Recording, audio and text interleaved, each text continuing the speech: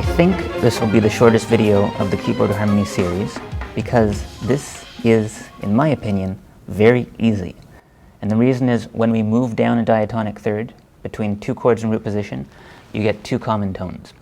So all the contrary motion and dodging and jumping we've had to do in the other videos, that's not going to happen here. It's very, very smooth. This motion, root motion of a third, is a lot smoother than root motion of a fifth. So, hooray. It's an easier video, which is nice because the next lesson is going to be very difficult. Now, when I do this, I'm going to show you root motion of a third using a descending third sequence. You've certainly seen this before, but different teachers use different, they call this sequence different things. Different people have different names. I think in the Level 10 RCM textbook, this is called a descending 5/6 sequence. And my teacher, when he taught it to me, he called it Pachelbel. He just called it the Pachelbel sequence because the main beats I'm going to play are the main outline chords of Pachelbel's canon in D.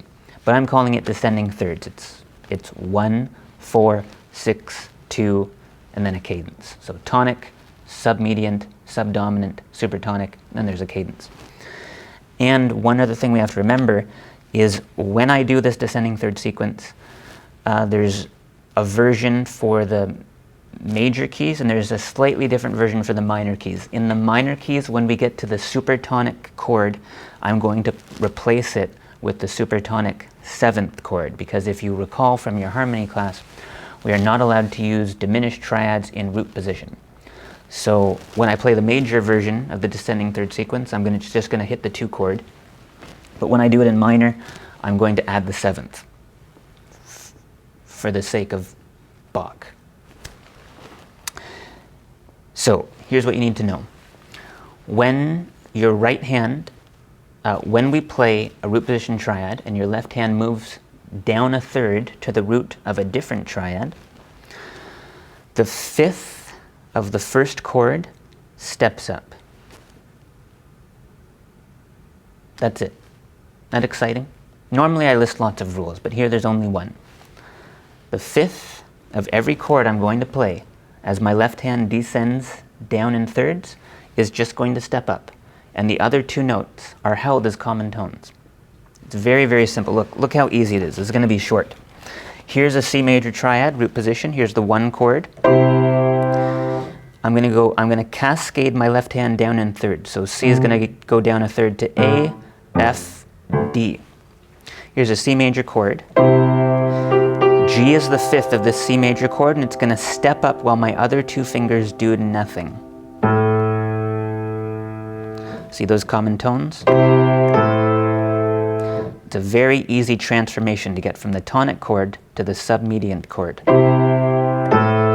And if I take this a step further and go from A minor to F major, 6 to 4, I have to locate the 5th of this A minor chord, which is E, and it's going to step up. While the other 2 notes, again, did nothing. So here's C major, the 5th steps up. Here's A minor, the 5th steps up.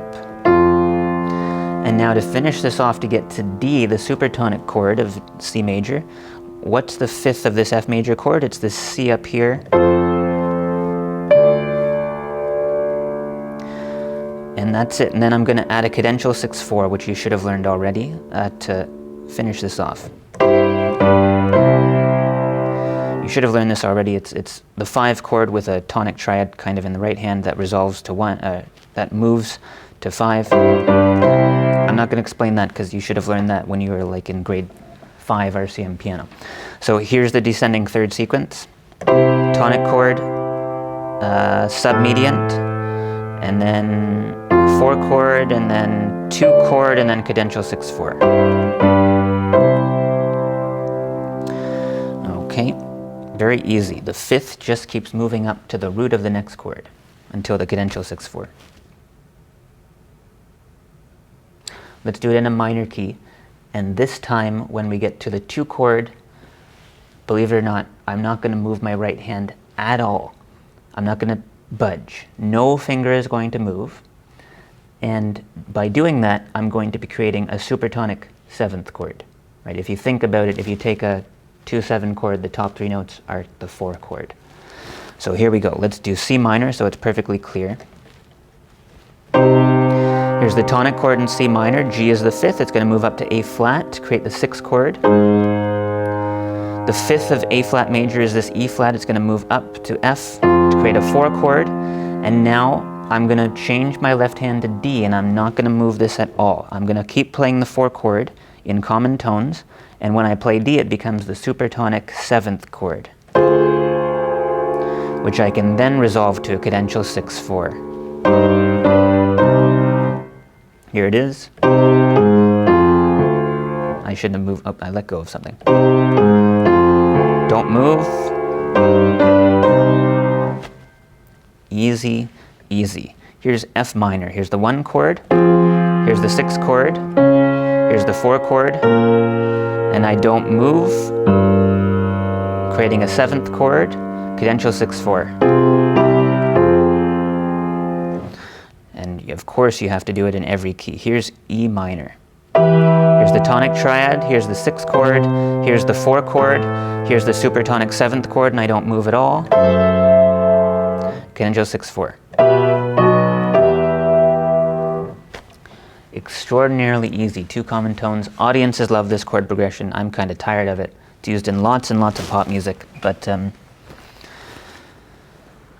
it's nice, I suppose. It's so easy that on the second half of this worksheet, I decided to compensate the easiness of this pattern with an ascending 5th sequence, which isn't too challenging, but you have to kind of pay attention while you do it. So on this worksheet number 4, the first half is this descending 3rd sequence, and the second half is an ascending 5th sequence. Those two things are not related, but I had to put this ascending 5th sequence somewhere in this course, so I decided to put it for the second half of this video. Now, ascending 5th sequences are easy because we've already learned the motion that it takes to do them. We're going to play up a root. We're going to do a root motion of a 5th upwards, which means the 5th of every chord is going to stay the same, and the other 2 notes are going to move in towards our left hand. And it operates in pairs, so we're going to go from the 1 chord up a 5th to the 5 chord, and then the next would be 2 up to 6, and then the next theoretically would be 3 up to 7, and then 4 up to 1. So we're going to do root motion of a 5th, then we're going to take our hands and go 1 step higher, do the same thing 1 step higher, same thing 1 step higher. It looks like this. I'll do it in C major so you know what I'm doing. Here's C major root position, root motion of a 5th upwards. Then I do the same thing, transposed 1 step higher. Then I do it again 1 step higher. Then again 1 step higher. So it operates in pairs, 1 5, 2 6, 3 7, 4 1. Here it is in D major.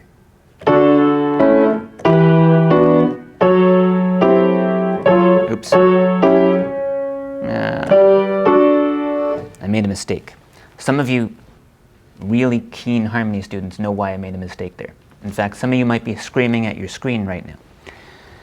If you're paying really close attention in harmony class, you'll know that I did that wrong. I did it wrong on purpose because I'm trying to show everybody.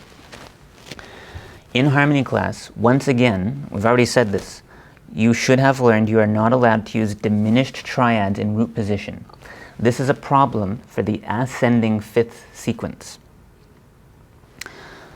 Because 1 to 5 is okay, 2 to 6 is okay, 3 to 7 is a bad pair because 7 is diminished. So if I go back to C major, this sounds bad.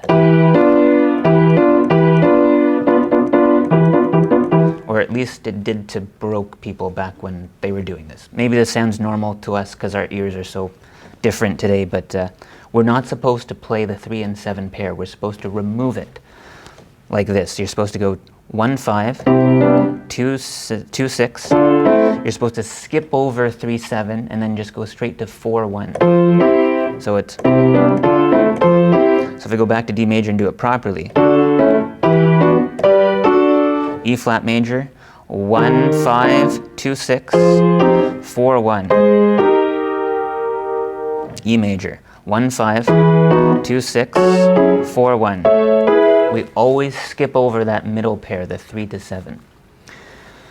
And again, unfortunately, this is slightly different in the minor key because the diminished triad is in a different place. You should remember from harmony class, 2 chords in minor keys are diminished triads. That's why we had to alter, that's why I had to add the 7th to the descending 3rd sequence I showed you earlier. So when you play an ascending 5th sequence in the minor key, it's 1, 5, 2, and 6. That pair has to be dropped. Otherwise you get a really hideous tritone in the bass and a root position diminished chord. It's not fun for singers to sing. It's not pleasant to the ear. So we leave it out. So we have to go 1, 5, skip over 2, 6, and then go straight to 3, 7, 4, 1. In C minor it would be this. I'll play it with the bad chords inserted. So it's 1, 5, and then it would be 2, a root position diminished chord going to 6, A flat major, which sounds ew. And then 3, 7, and then 4, 1. So we're going to leave out 2 and 6. We're going to go straight to 3, 7.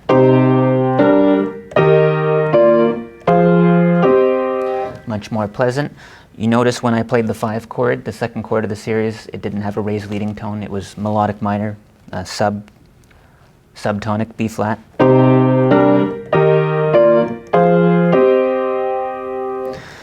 And of course you have to do it in multiple keys. Let's go to, I don't know, let's do G minor. Straight to the 3 chord, and then 4, 1. Do it in A minor, 1, 5 without a leading tone. 3, 7, and then 4, 1.